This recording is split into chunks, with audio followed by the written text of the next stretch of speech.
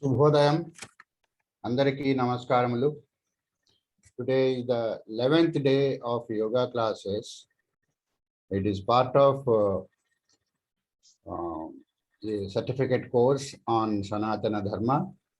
We'll continue with this yoga classes with our Prabhu Garu. And let us start with Vande Mataram by C.C. Babu Garu.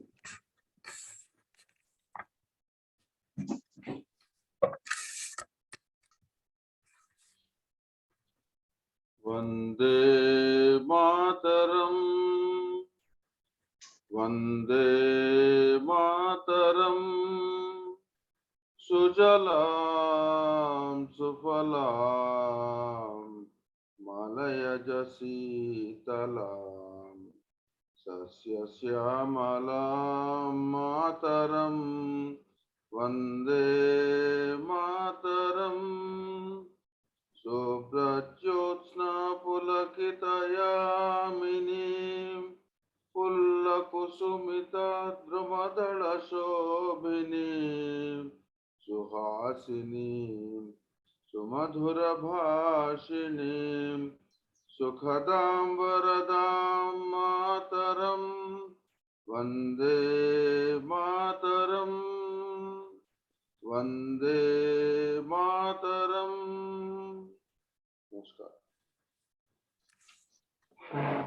వాణి గారు ఏం hand raise చేశారు అడగండి sir start చేసే ముందు. వాణి గారి number ఏంటి? 64 దుర్గావాణి అంటారు కదా, దుర్గావాణి సురభి. సారీ అండి, by mistake. Okay okay,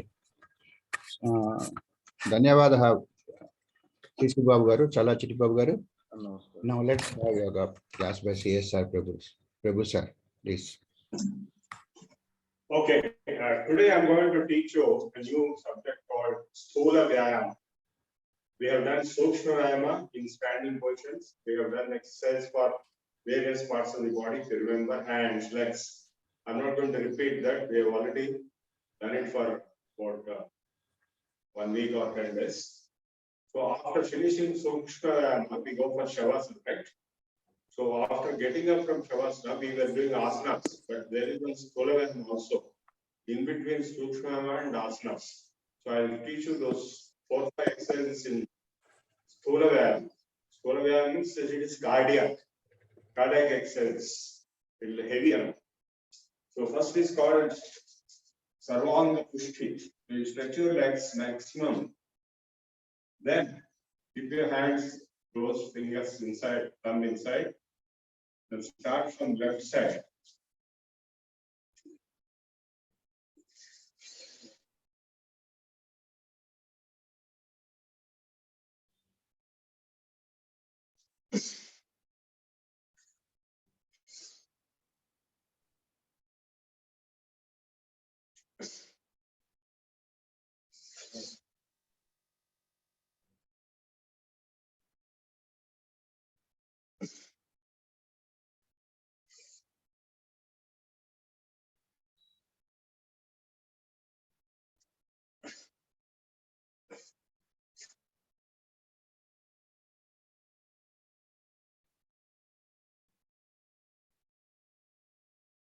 This is called Sarvanga Pushti. I hope you understood. The second is Utkhoda. It's a jumping exercise. You keep your hands and thumb inside. Take a deep breath.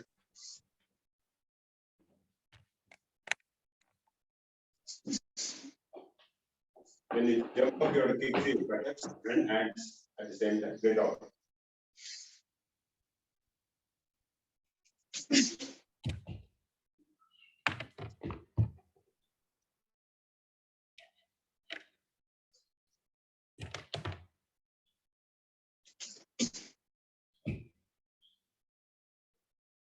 Third is moving for the knees. Left leg and right hand. Breathe in, breathe in.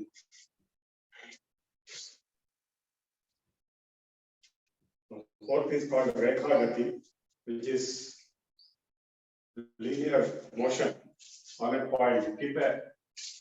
You keep on the wall a point here at the height of your eyes, and while gazing at that point, without closing the eyes, move without lifting the legs.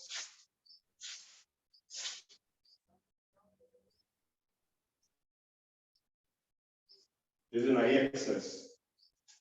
Again, go back without lifting the legs and without closing the eyes. And when you make one round, your eyes will burn. You can close your eyes now. Again.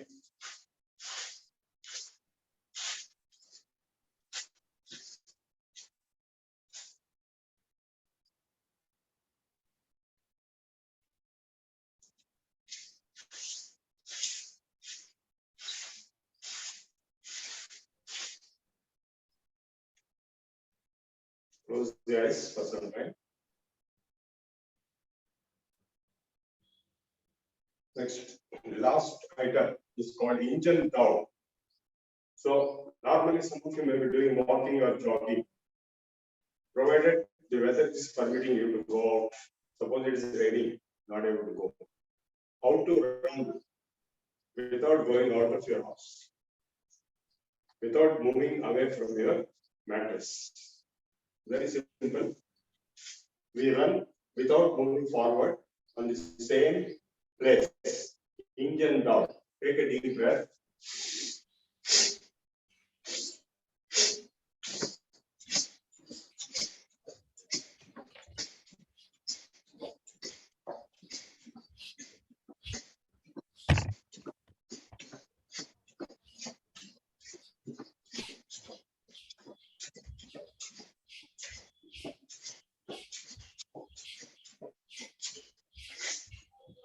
By now, you must have got tired to take Shavasana.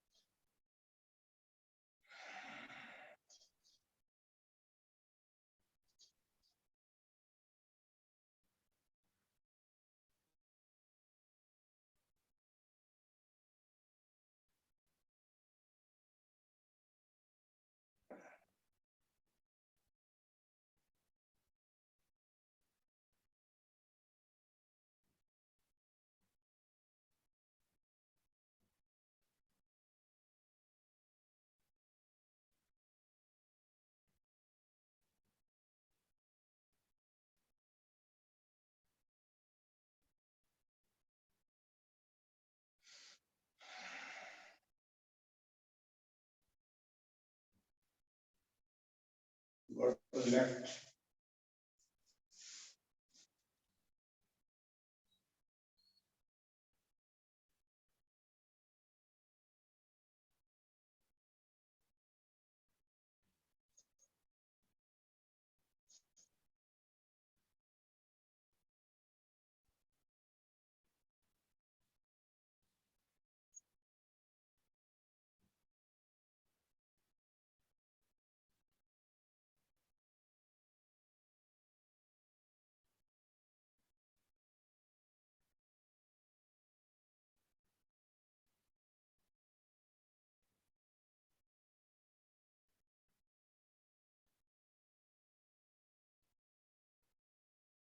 Come to the center.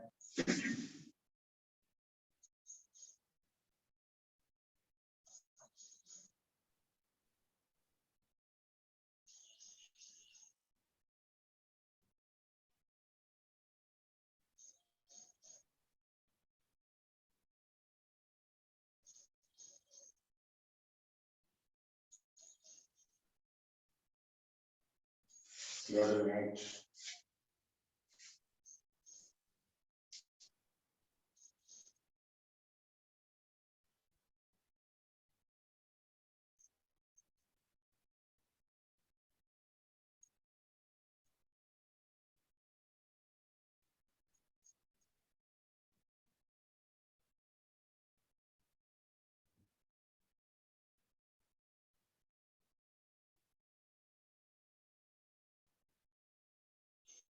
Go to the center.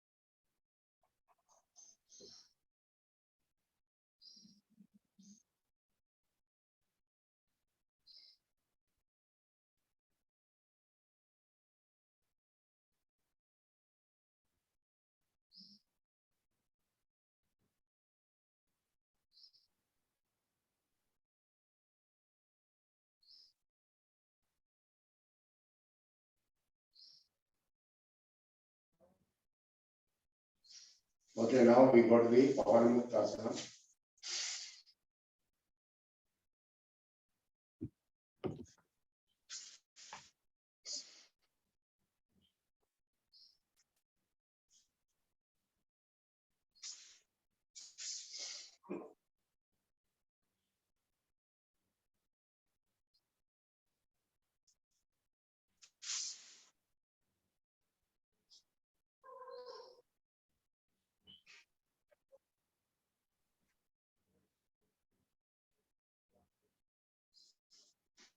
Utkara Pavanmuktasana.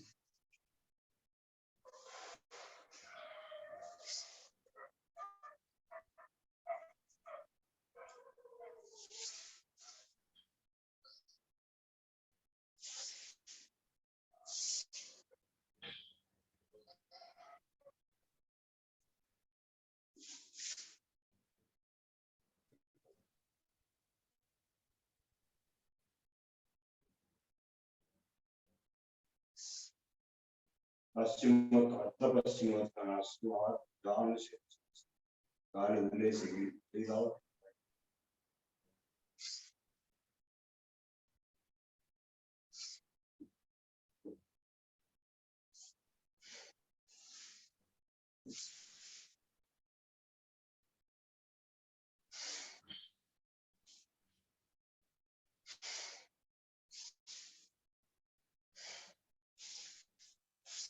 Both legs, Paschimottanasana.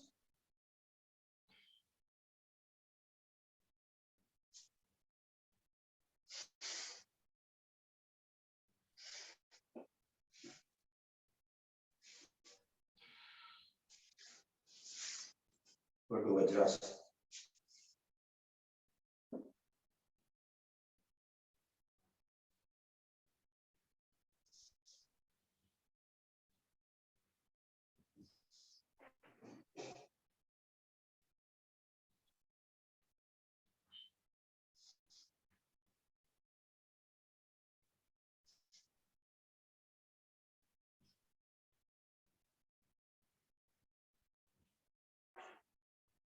I've already shown you previously Vajrasana. So bending forward is Supta Vajrasana, bending backward is Supta Vajrasana, and bending forward is Shashankrasana.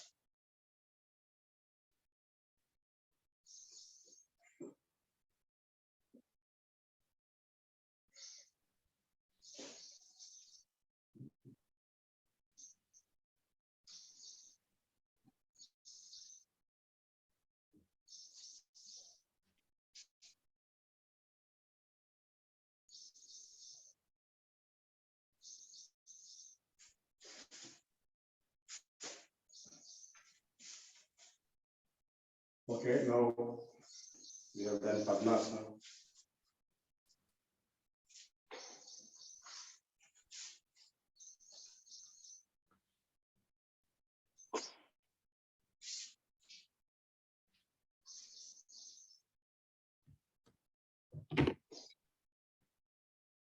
And each of these asanas is a basic asana. Like on Vajrasana, we have around 10 series asanas, and on Padmasana also there are around 10 series.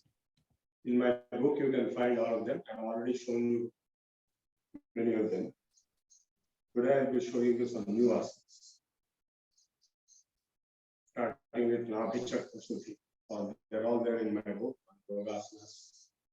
The other book is Sukshma, which is already completed. I showed the entire thing. Today I showed you Sthula Vyayama also. Nabhi-Chakra-Shuddhi is Nabhi means navel. Chakra is around all the organs around navel, like pancreas, liver.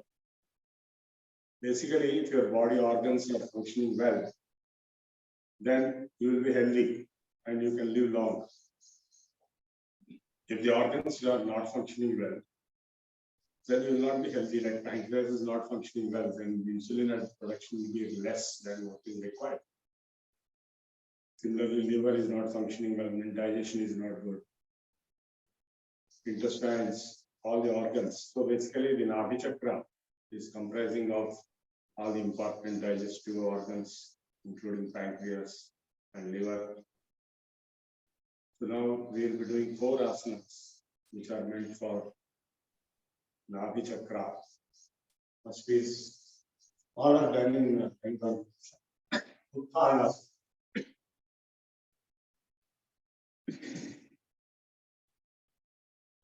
Legs together, hands together, and lift up and breathing in.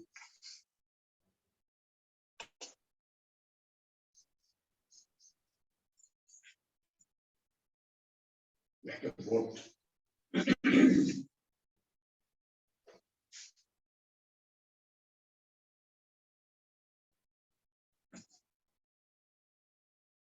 So you'll be putting the weight on the ladder, breathing in and holding it.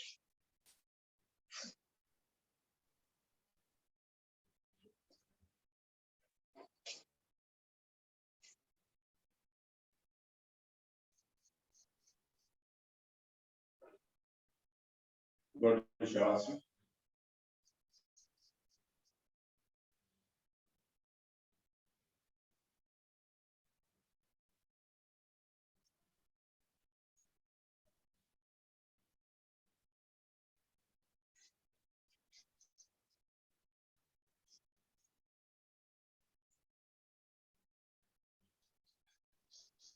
Then we have Dharurasana. This is bow pose.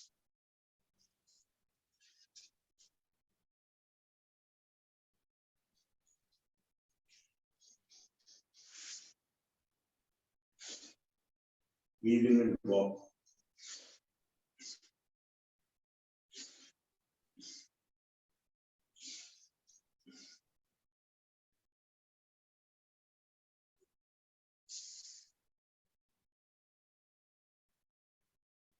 You can see.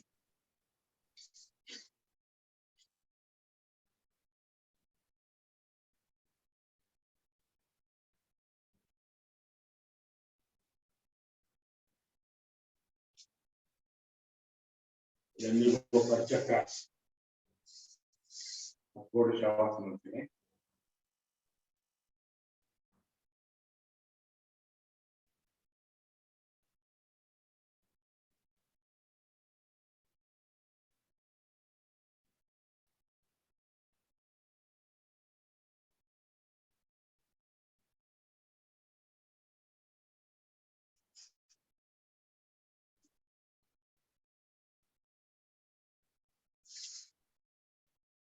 Keep your legs near your face like this and hands here like this. Breathe in and go up and hold it back.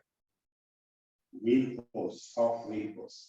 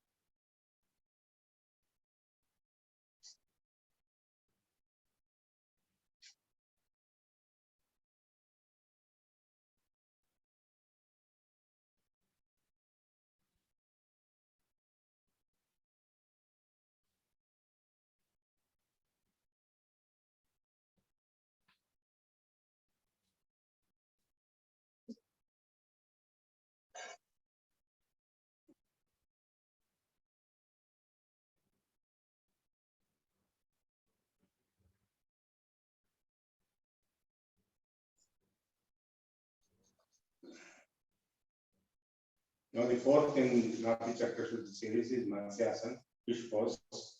That is while lying down, you move upwards and bend your neck back and don't touch the ground with your back. First do Padmasana. Go up like this, you hold your toes. Normal breathing.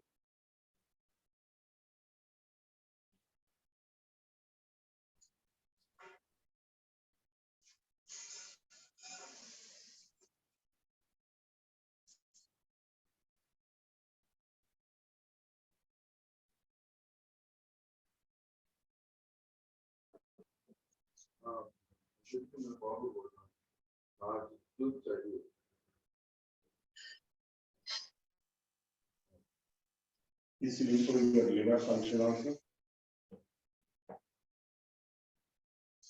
Go to Shavasana.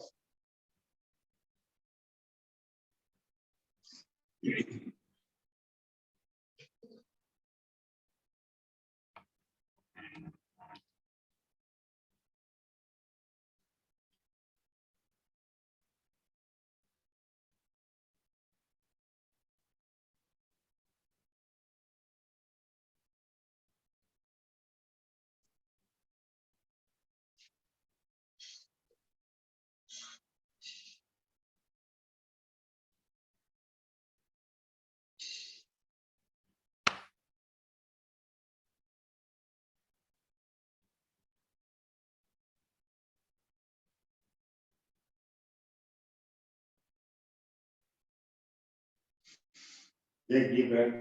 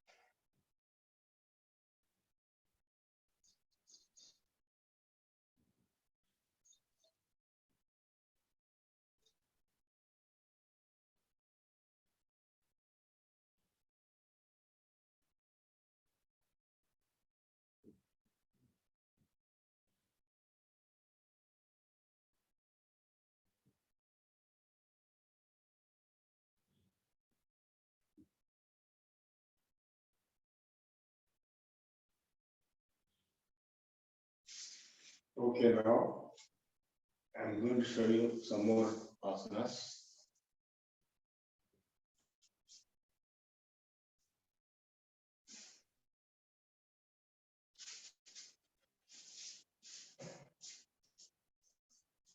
Called Mayurasana. Peacock pose, it's one of the toughest. You can try, but if you can't do it, don't worry.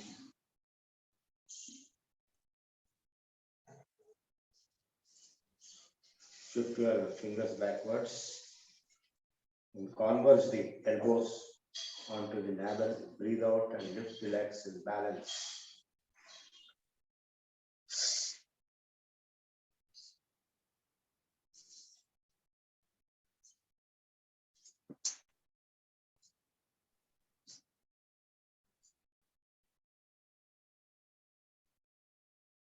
Go to Shavasana.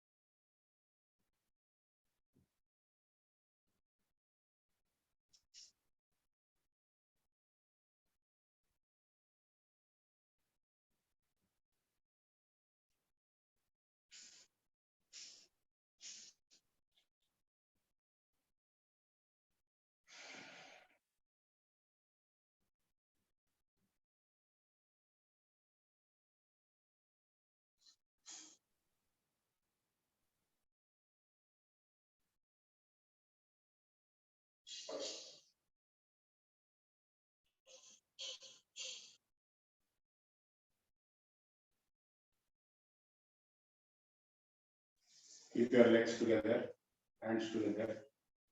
Lift up your whole body up to the neck. This is called Sarvangasana. And hold the body with your hands in a L shape.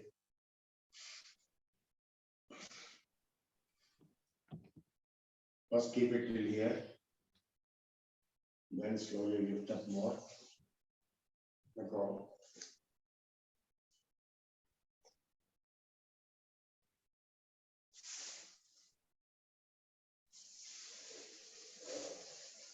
Slowly come down.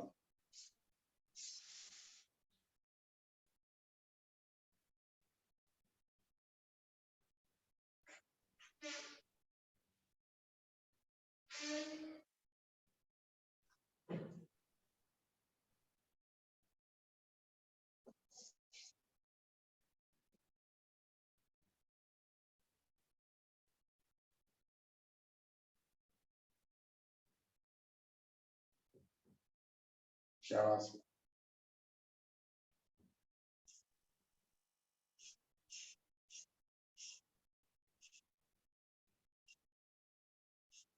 Now go again for Matsyasana. Sarvangasana is lying down. This is compulsory after Sarvangasana. You make the neck going opposite posture compared to Sarvangasana.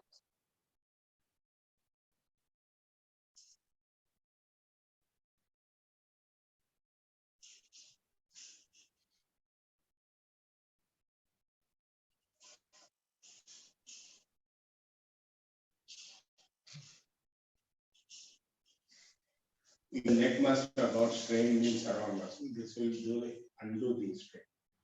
It's compulsory.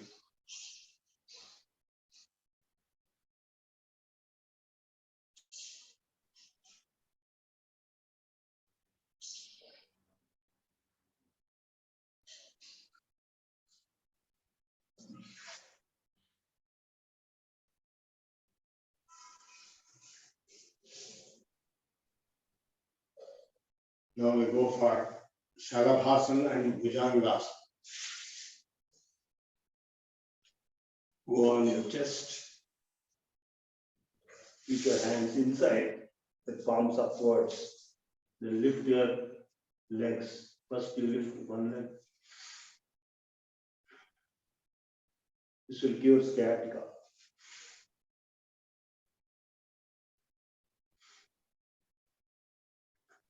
Breathe in and lift up. Breathe out in. Both legs.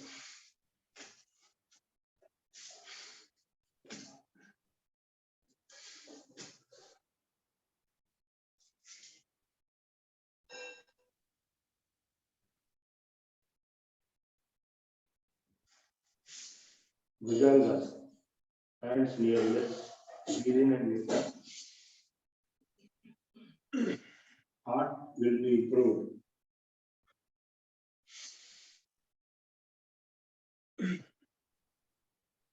There are two mushrooms. This is one. And this is second.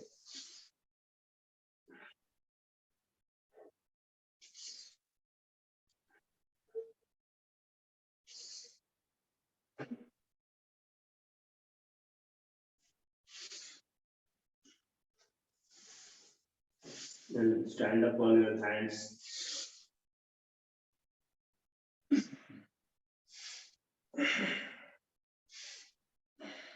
Without knees touching. Go.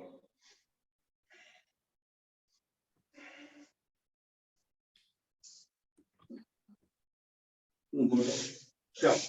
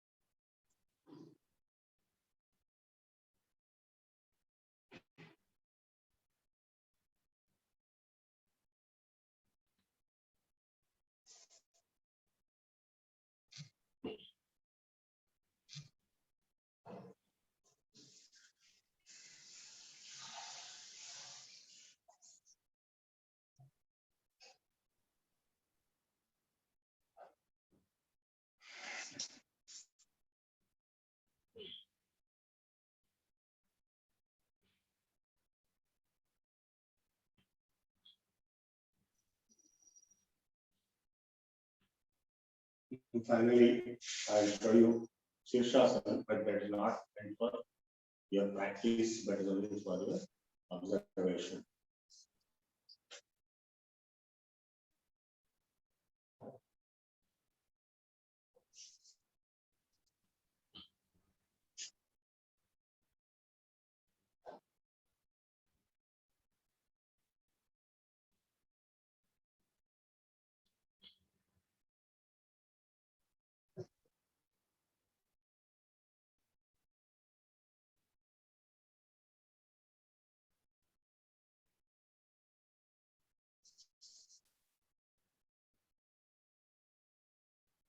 You can keep the towel warm, like what you see is Rajasthani women carry water on their head, they keep like this, that kind of a thing. It has a cushion for your head. And then only the upper forehead should come on the ground, that is on the cushion, not the center of it. Center of gravity, hands to the body. Keep your hands on center.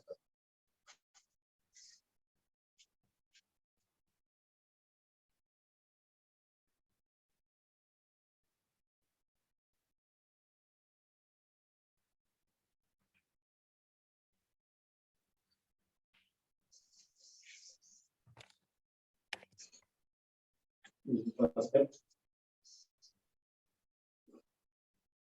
Second step.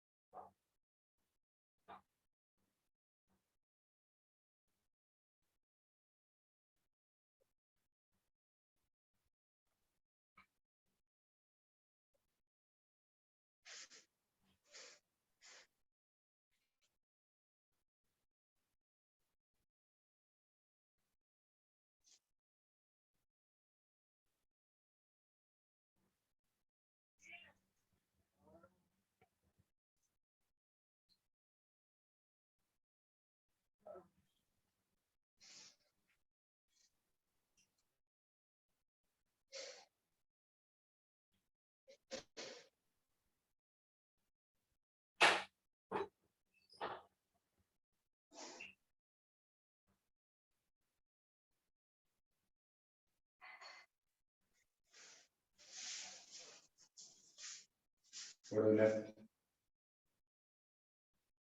All of you do Shavasana.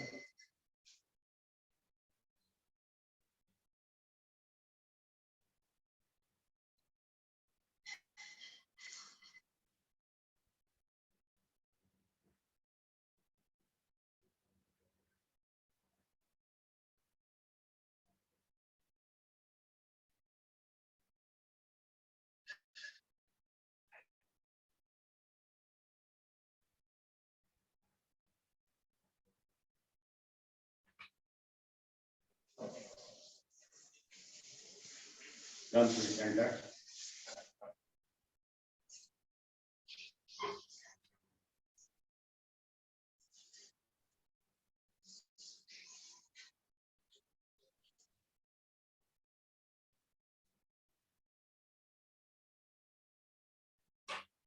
Right.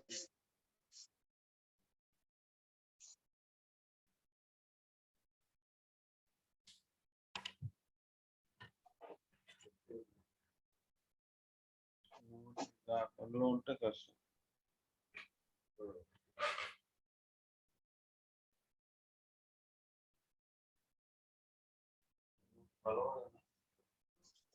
Come to the center.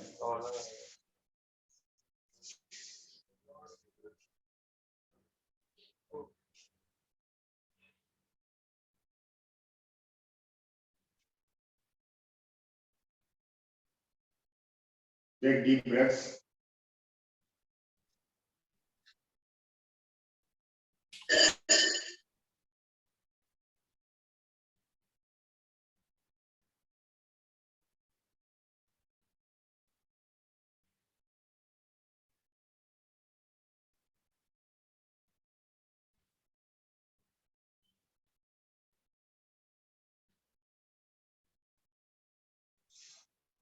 Then come up and sit in Padmasana and do pranayama. Deep breath from left, breathe out to right, breathe in the right and the left.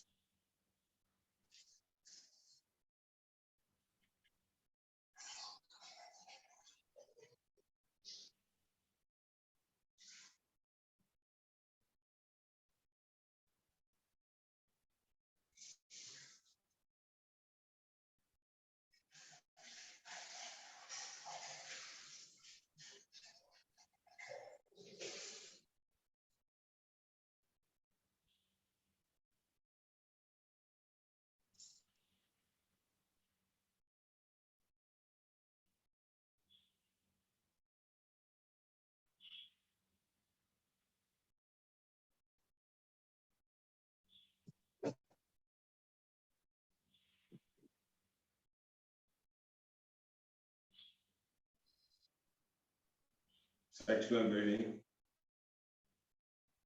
upper chest breathing.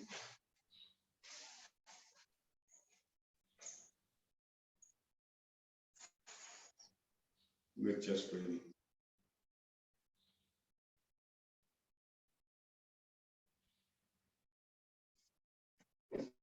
Abdominal breathing.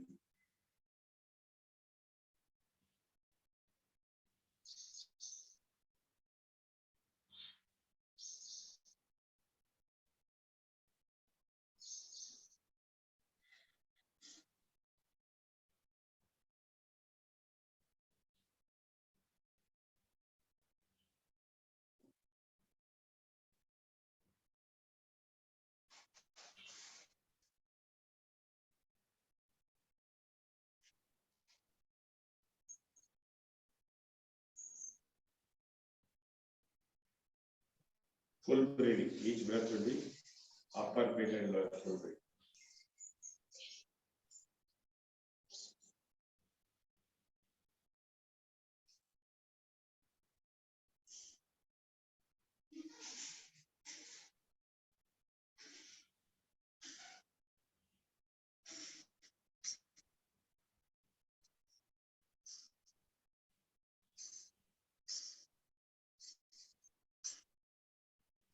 We'll do meditation. Just close your eyes and watch your breath.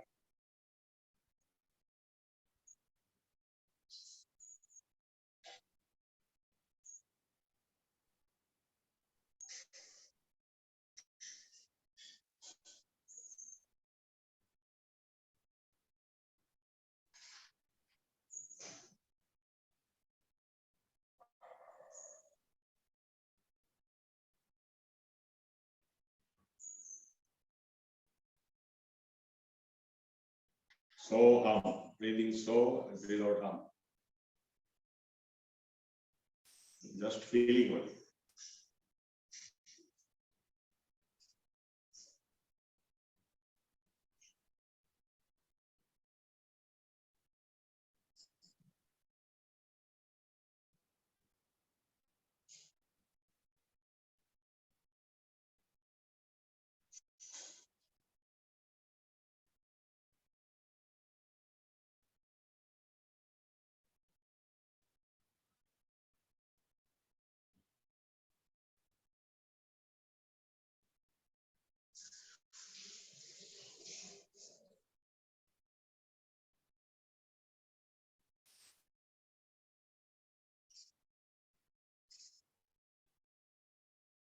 So I told you what is soha.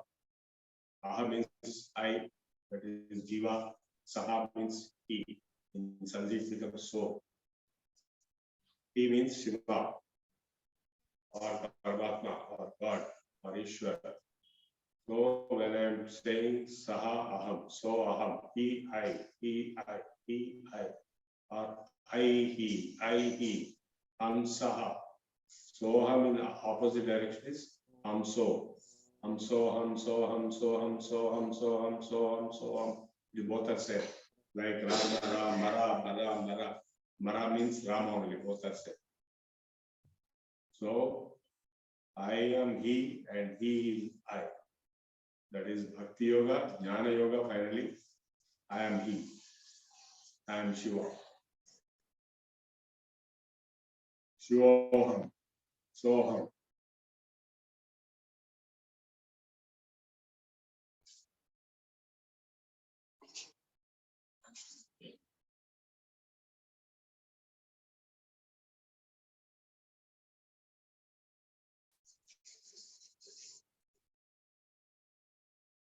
Now we do deep Omkara meditation.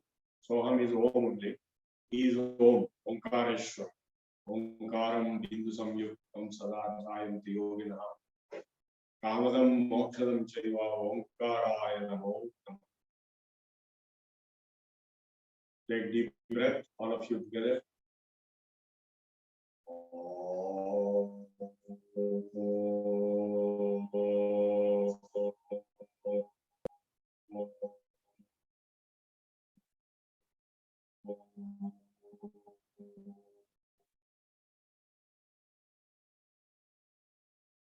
Om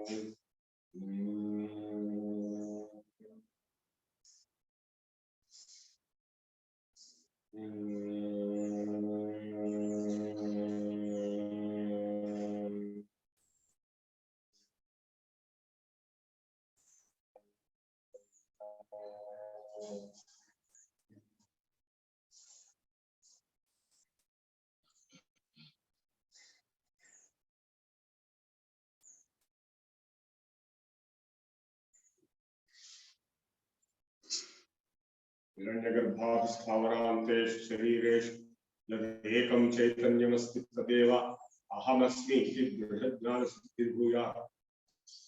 The same consciousness which is there in all beings, from Brahma to Amoeba, हिरण्यगर्भास्थावरान्तेषु शरीरेषु यदेकं चैतन्यमस्ति तदेव अहमस्मि. And that consciousness, I am that. Iti Dridhajnana Siddhi Bhuya. Let there be complete realization of this fact. Nitya, Shuddha, Buddha, Mukta, Satya, Parama, Ananda, Advitiya, Brahmatma, Siddhi Bhuya. Sajatiya, Vijayatiya, Swagata Rahita, Akhanda, Satchidananda, Brahmatma, Siddhi Bhuya. Padhastu. Once you realize you are one with everything, and that is for God, Brahman, then you are liberated.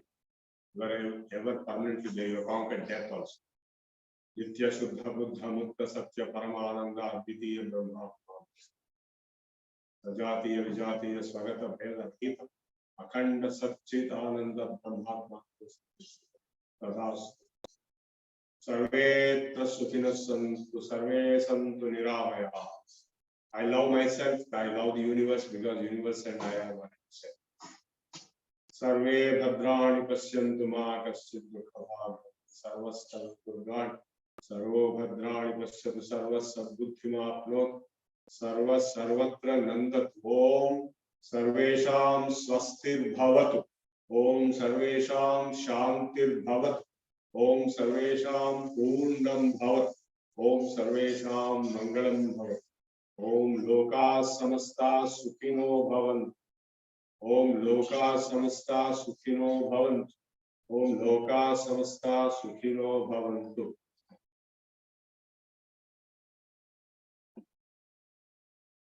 Om Yau Shanti Antarikshagam Shanti Prithvi Shanti Apa Shanti Roshade Shanti Vanaspate Shanti Vishwe Deva Shanti Brahma Shanti Sarvam Shanti Shantireva Shanti Sama Shantiredi. Om Shanti Shanti Shanti. Okay, I finished my class today. If you have any questions, How much time we have? Lalita, we have time for theory class? Theory, yes, sir. It is from 7 to 7:30. Yeah, you can start the theory class. Okay.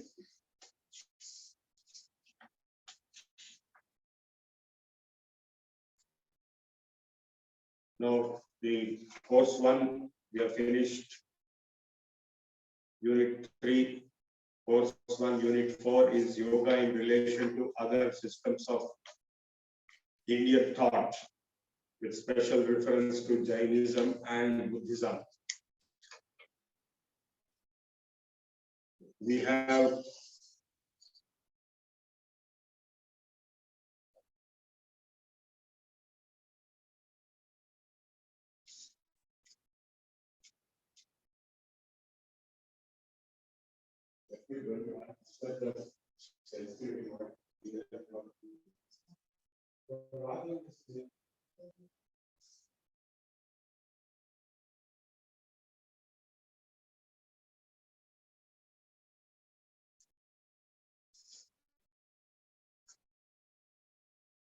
so the darshanas I have covered in my previous lectures in VSS on darshanas.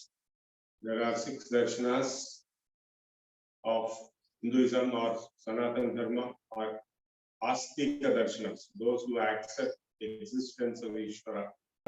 Sankhya is the first, Yoga is the second, Nyaya is the third, Vaiseshika is fourth, Mimamsa is fifth, and Vedanta is sixth. All of them accept the existence of Ishvara, creator, sustainer, everything, all Ishvara attributes. Whereas there are 2 other darshanas which don't accept the existence of Ishvara, which are Nastika darshanas, and Buddhism and Jainism. But they accept everything else. They accept Dharma, they accept moksha, nirvana, everything else. So they have a different theory. And the Jain darshanas are based upon the teachings of Mahavira, and the Buddha darshanas are based on the teachings of Buddha. So when we take and there are other Nastic darshanas also, Charvaka, Lokayata.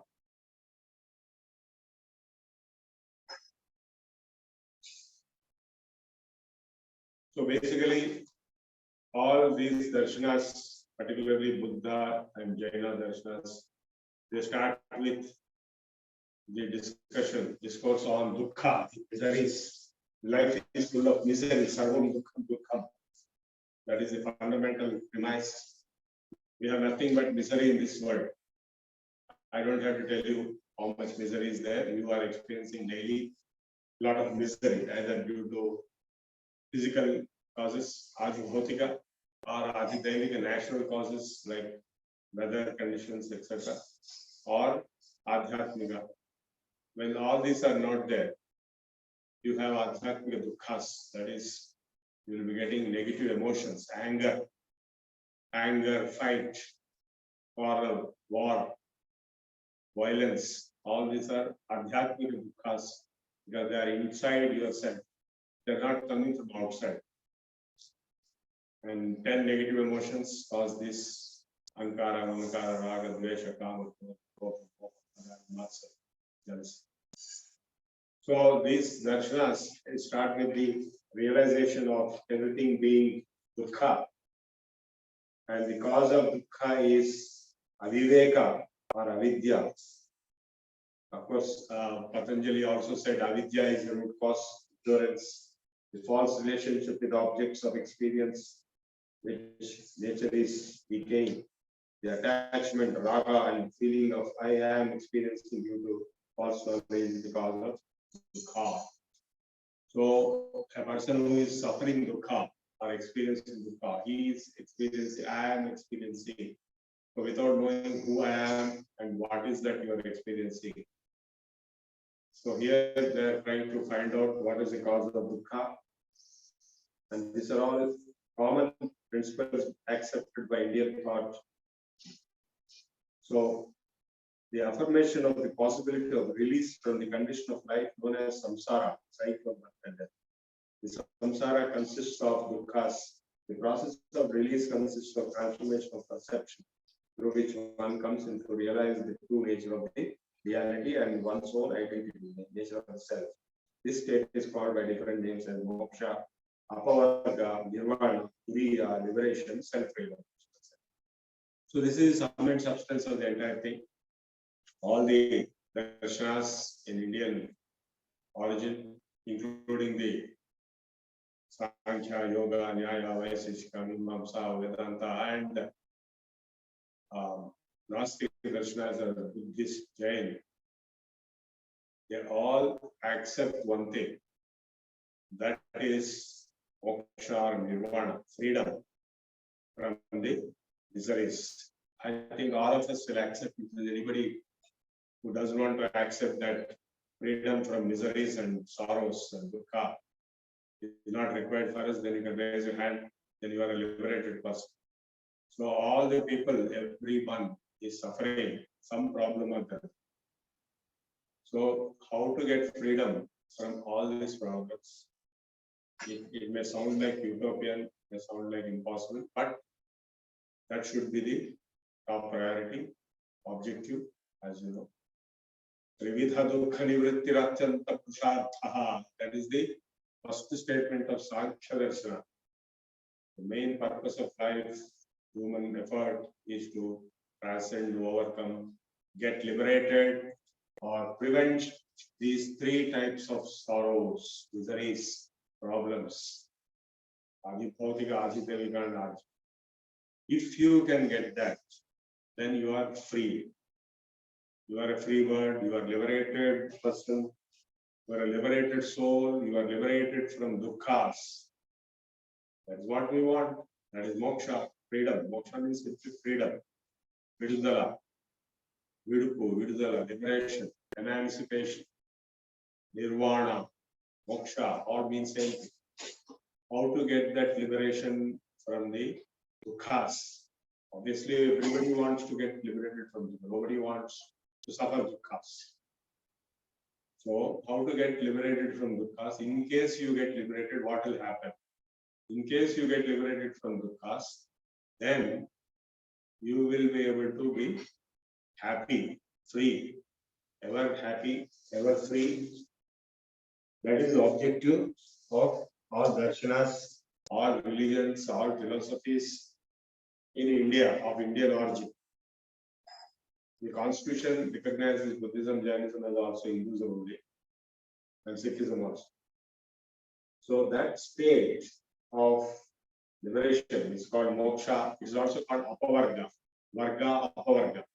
Varga means the Dharma, Artha, Kama, three. Apavarga is moksha. It is also known as nirvana. And it is also known as liberation. Turiya, self-realization. All these words are used. So basically, why do you have to do that? To get that condition or state of liberation, then you will not be born again. That's the whole idea. Radhika ji, you were asking last time, how to be not born again? A lot of people are interested. How to be not born again? So that is only possible if you are liberated in this life. If you are to be liberated in this life, then you have to get self-realization or moksha in this life itself. So now these different darshanas are giving different approaches to the same objective. How to get liberated. Moksha is the common goal. So to get moksha, one has to be totally free from all bondages. Moksha from what? From bondage, from bandha. And bandha means something is tying you up, something is boggling you down. So whatever is boggling you down, if you can get free, liberated, then you are liberated. So what is that boggling you down? Boggling you down, your attachment, which is bonding. Bonding is nothing but attachment, tied up, fixed up. So that bonding is coming with so many things, not one. It is coming, starting with the thought process itself. I am this, I am feeling like that, I am getting that, I am, he said this, she said this. This is like that is like this. All kinds of wrong thought processes. I've seen my own eyes, and you also must have seen with your own eyes, how people fight based on frivolous, trivial, silly, no meaningless causes and grounds. So that is all the Maya created by the mind itself. In fact, Adi Shankaracharya told that Maya is such a thing that it can create the impossible as possible. Adhatita ghatana patiyasi Maya. First, it starts with a differentiation between Jiva and Vishwara. I and Shiva are different. That is the first beginning of the Maya. Then next, I and you, and I-ness and you-ness, and then Ahankara, then Mamakara, then mine, then attachment. I'm so strongly attached to what is mine. When you sit in a train or bus, you'll be given one seat, and you say, my seat, my seat, my seat. How long that will be your seat? So also, there's nothing which is your own in this world, actually, strictly speaking. You think it is yours.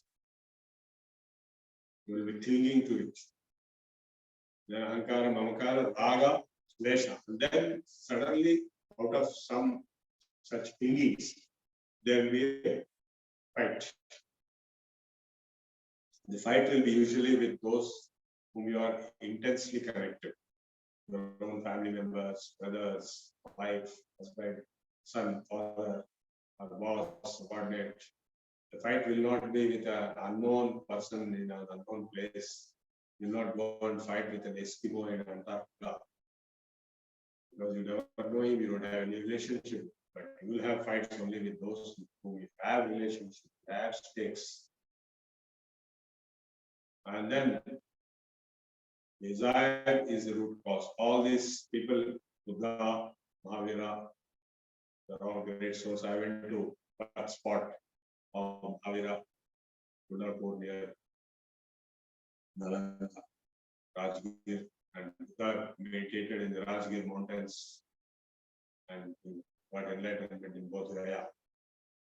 I went to Sri Lanka where Buddha visited many times. And basically, they contemplated on what is the cause of all problems. So Buddha realized that desire is the root cause of all problems. So now, as I was telling you, bondage is coming due to your own mind, your own thoughts first. Then the desires which those thoughts bring in, I want this, I want that. And those desires will be fulfilled. Gradually, the whole life is nothing but fulfillment of your own desires. I have found in my own life, every desire which I desired at one point in time, got fulfilled at a later point. Your life is nothing but fulfillment of your desires. Fine.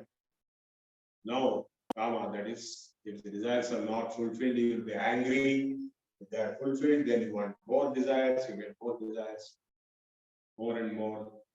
Krodha, lobha, moha, then you become crazy, and then you will be very proud, mada and matsarya. If not all this, you will be jealous of others.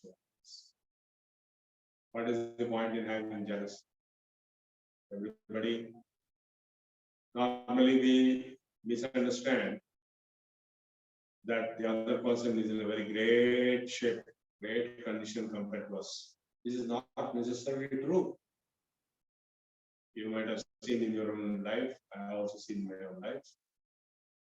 What I first don't have and the other person has, I want to get it.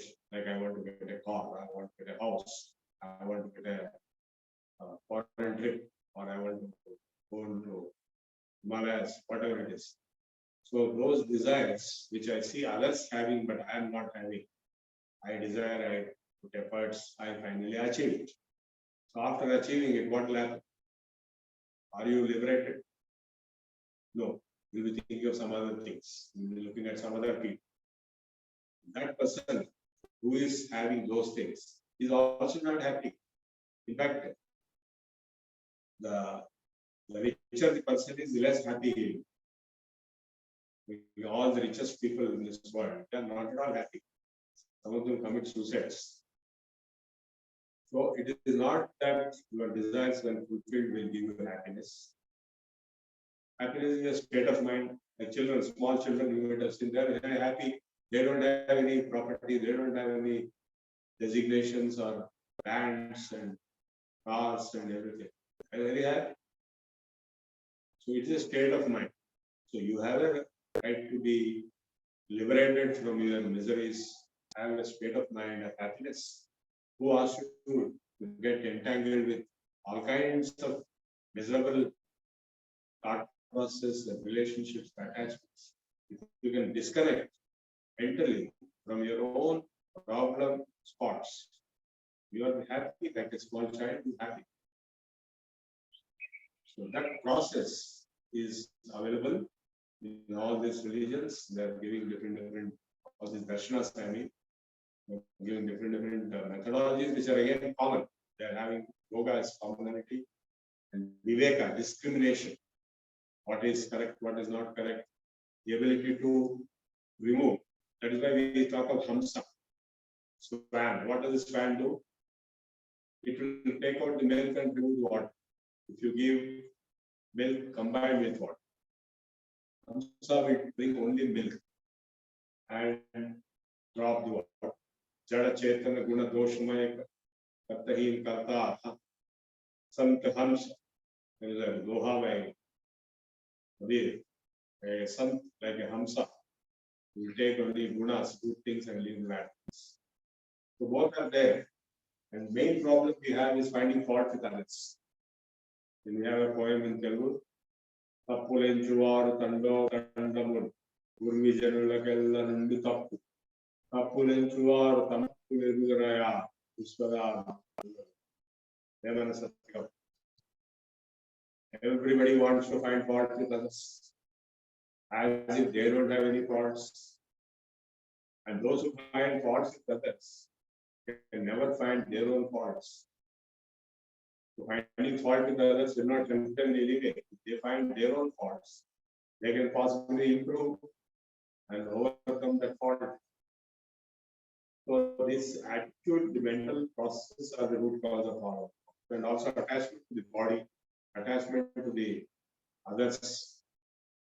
Like our Swamiji used to tell us, our Guru, Swami Sivaram, किसी चीज या व्यक्ति या वस्तु या सिद्धांत के not to have attachment. That even the Shastras have said this. There are three kinds of ishanas: Shastreshana, Hitteshana, and Putreshana. You know that money can bring you everything. So money, attachment to money. Everybody is attached to it. That is the root cause of all problems. They are desperate, they are avaricious, they are greedy. More and more they want to earn. They are ready to die for it, they are ready to kill for it. Otherwise, greed. Hitteshana. Second is Putreshana. People are crazy about their children and grandchildren. They do all crazy things. Third is Shastreshana. People are crazy about their ideology too. So if these three ishanas or attachments can be transcended, then you will be free from all miseries.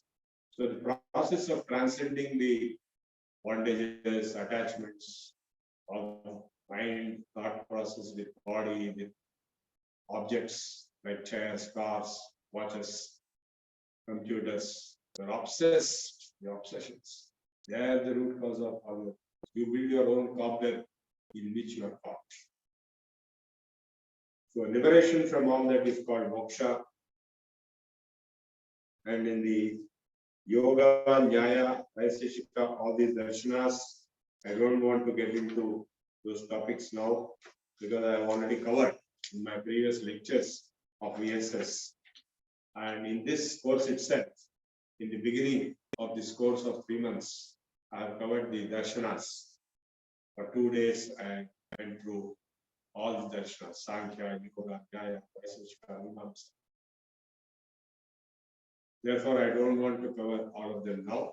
but I gave you the gist of the Buddhist and Jain darshanas. And interestingly, yoga is existing in other darshanas also. In Jainism and Buddhism, yoga is a central theme, not just partial. The Yama-niyamas and the asana pranayamas are mentioned clearly, and the Jain, you can read in the notes, the Jainese principles, Ajiva and Anekanta and Karma theory. Karma we have already discussed, Karma Yoga we have discussed. So Jainism also is same thing. And the yoga of Jainism, like other systems for Jains, yoga means the pathway to the process leading to self-realization. In Jains, Agamas, the term yoga is used frequently, but without any systematic exposition. The later Jaina thinkers, right from Sukhachandra to Acharya Tulsi. Acharya Tulsi lived recently in 60s, contributed a lot in giving systematic exposure to yoga. Haribhadra defined yoga as that which leads to the emancipation or moksha. Every spiritual and religious activity that leads to moksha is called yoga. So Jainism went to the extent of saying all activities of spiritual nature within Jainism is nothing but yoga. So Aurobindo went to the extent of saying all life is yoga. That is his slogan. He wrote extraordinary expositions on Hatha Yoga, and Raja Yoga, and Jnana Yoga, and Bhakti Yoga. Nobody can write anything better than that in English. Jainism prescribes various effective and potent means for removal of karmas and to achieve perfection of the soul. Day before yesterday, when I was talking about Karma Yoga on Friday, a lot of questions were there how to liberate from karma. So Jainism has given methodologies, the conduct rules, tapas. Tapas is the main thing. You might have seen the Jain Shramanas walking barefoot, closing their mouth with their mask. So they're called Shramanas. Kautilya refers to both Brahmanas and Shramanas. They are tapasvis, they perform tapasya. They're extremely strict, restricted. So destruction of karma, if it happens, then moksha is possible. According to Jainism, jnana leads one to the knowledge of self, and knowledge of self leads to the destruction of karma, which means moksha. Yeah, after sakshatkara, after jnana will lead to transcendence of karma, and therefore moksha. And in Buddhism is a name given to the complex cultural tradition which had its origin in India around 6th century BC. Of course, now the date is revised as 19th century BC. Gautama, a contemporary of Mahavira, is the founder of Buddhism. Siddhartha is his real name. From his boyhood, Siddhartha had a religious bent of mind. Born in royal family, he did not find life worth enjoying. He was perturbed by the eternal problems of sufferings. You know that story of Siddhartha who was kept captured in his palace, not allowed to go outside. But once he went outside, he realized that miseries of life, death, old age, disease. He saw a dead body, he saw an old man, and he saw a diseased person. Then he realized life is not a bed of flowers, but it is misery. So he left the palace and went into the forest to meditate upon what is the root cause of dukkha. Sarvam dukkham dukkham. Why dukkha is there? And finally he found the answer. And he delivered his first sermon to his wife. Of course, he learned. We have to make sure to realize that he learned yoga, he learned Vedanta, he learned Vedas, he learned everything from various gurus. He's born a prince. He's a Rajaputra, he's a Kshatriya. And he meditated on his own for 6 years. And then he realized that the root cause of the miseries is nothing but desire. That enlightenment, word Buddha means enlightened person. So he delivered his first seminar at Sarnath near Benares, the 5 disciples, and that is called Dharma Chakra Pravartana. And he went again to many places, including Sri Lanka, many times. And finally, he died at Kushinagar. We all know Buddha is such a great person. And Buddha's teachings are known as Dharma or Dhamma. Buddha taught his disciples 4 noble truths. First truth is there is misery and suffering in life. Second noble truth is this suffering as a cause. Third noble truth is suffering can be removed by destroying its cause. And fourth is the cause of suffering can be destroyed by following the eightfold path, what is called Ashtanga Yoga. Now, what is this Ashtanga Yoga? It's not exactly our Patanjali's Ashtanga Yoga, but it is more or less similar. First is Samyak Drishti, having correct attitude. Samyak Sankalpa, having correct desires, correct resolutions. Samyak Vacha, correct speech. Samyak Karmana, correct conduct. Samyak Ajiva, correct living. Samyak Vyayama, right exercise. Samyak Smriti, right mindfulness. And Samyak Samadhi, or right contemplation. There cannot be anything better than this. So, if you follow that eightfold path, you will obviously reach liberation. That is what Buddhism is all about. And the liberation is moksha, nirvana, it is called. So we know that Buddha was influenced by Yoga Darshana. What are called the three Pitakas, Vinaya Pitaka, Abhidhamma Pitaka. These are 3 Pitakas. The Pitakas they are called. And the great Buddhist gurus after Buddha were Ashvaghosha, Buddhaghosha, Nagasena, Asanga, Vasubandhu, Dimnaga. They wrote significant works in Buddhism. Nagarjuna developed I think Sunyavada, Madhyam Nirvana. There are various theories are there for interpretation of Buddha's teaching. Buddha didn't give any theories, he just gave a way of life, successful formula for reaching your freedom from your misery and having nirvana state. But all other gurus gave a lot of theories and made it very complicated.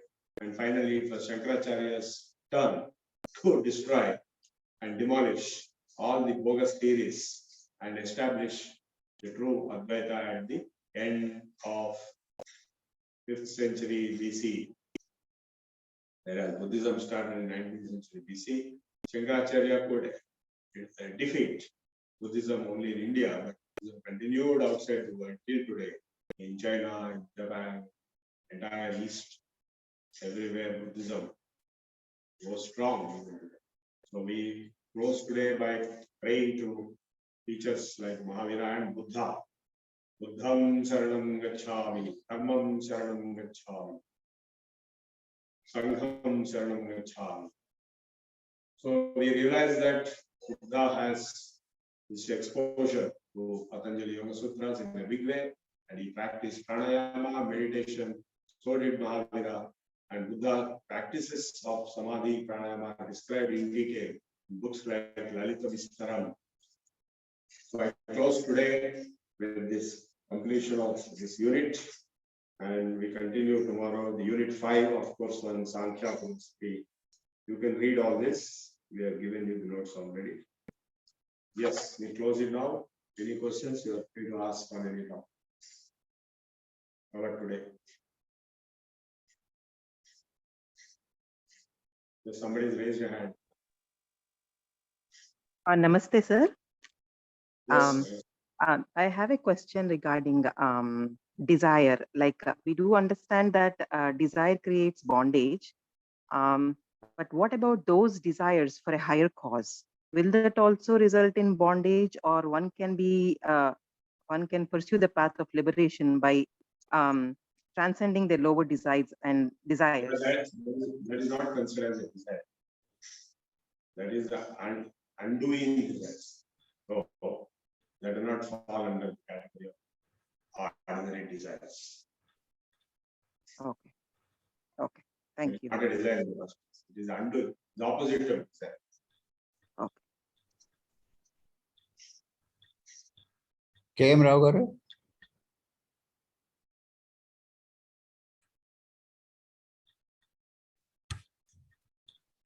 Yes. నమస్కారం ప్రభు గారు.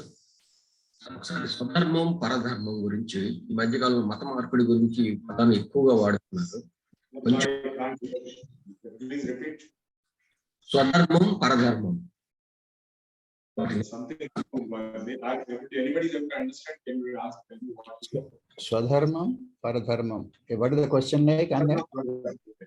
Swadharma. So Bhagavad Gita has explained Swadharme Nidhanam Shreya Paradharmo Bhayava. This is a statement in Bhagavad Gita. Swadharma means your own duty, your own responsibility in which you are already placed.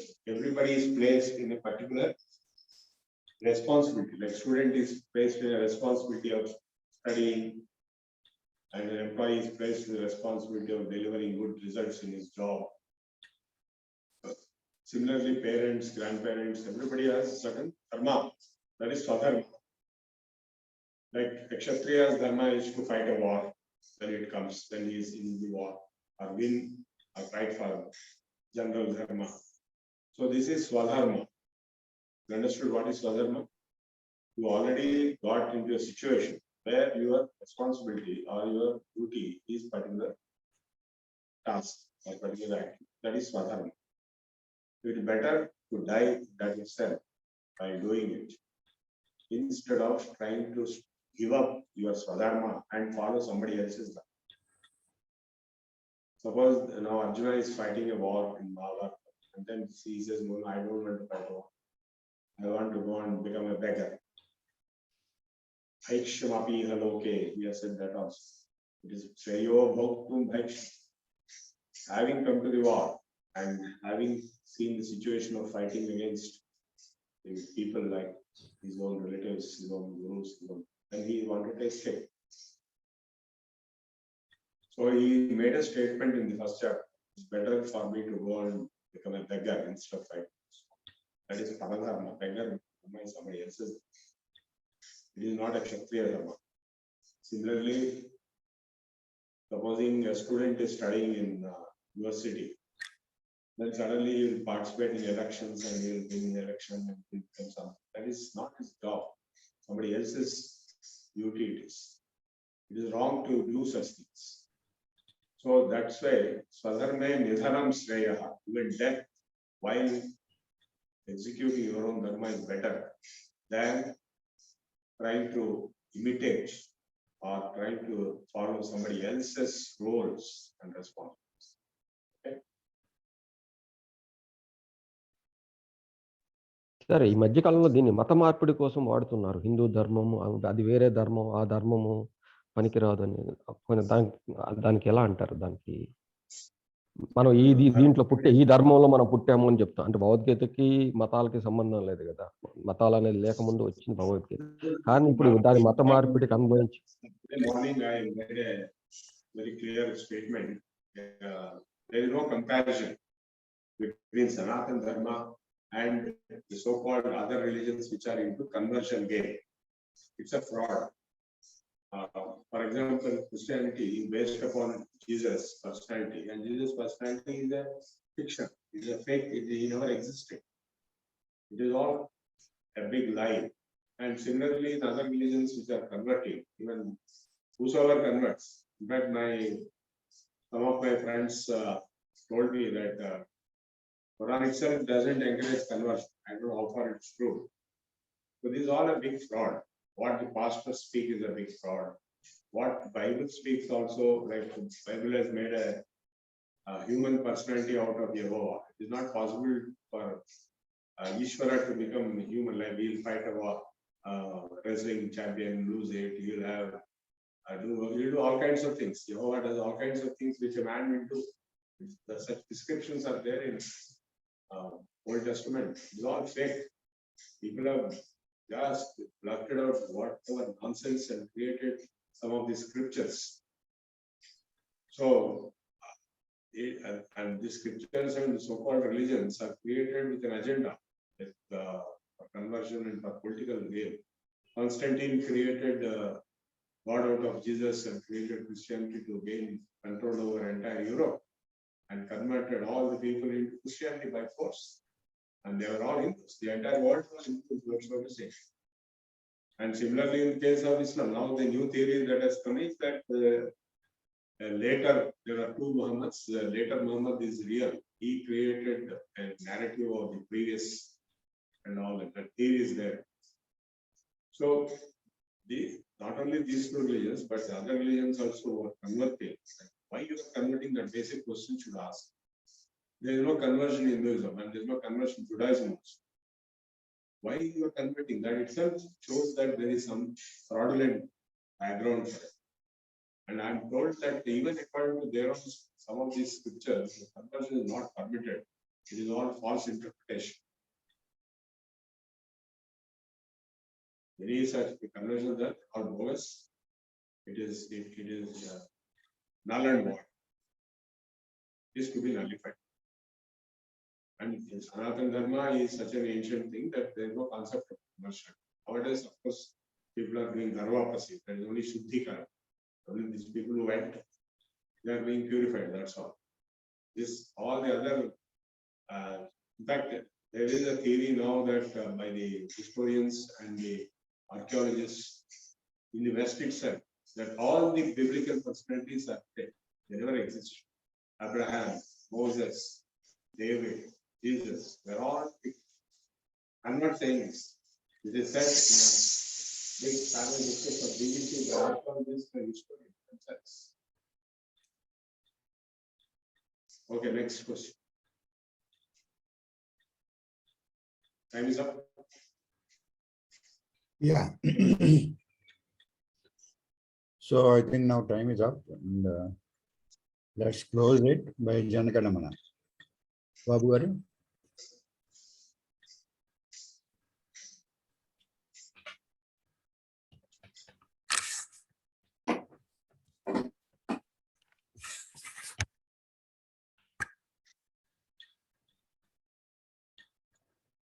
जनगण मन अधिनायक जय हे भारत भाग्य विधाता पंजाब सिंधु गुजरात मराठा द्राविड उत्कल बंगा विंध्य हिमाचल यमुना गंगा उज्ज्वल जलधि तरंगा तव शुभ नामे जागे तव शुभ आशीष मांगे गाहे तब जय गाथा जनगण मंगलदायक जय हे भारत भाग्य विधाता जय हे जय हे जय हे जय जय जय जय हे जय हे जय हे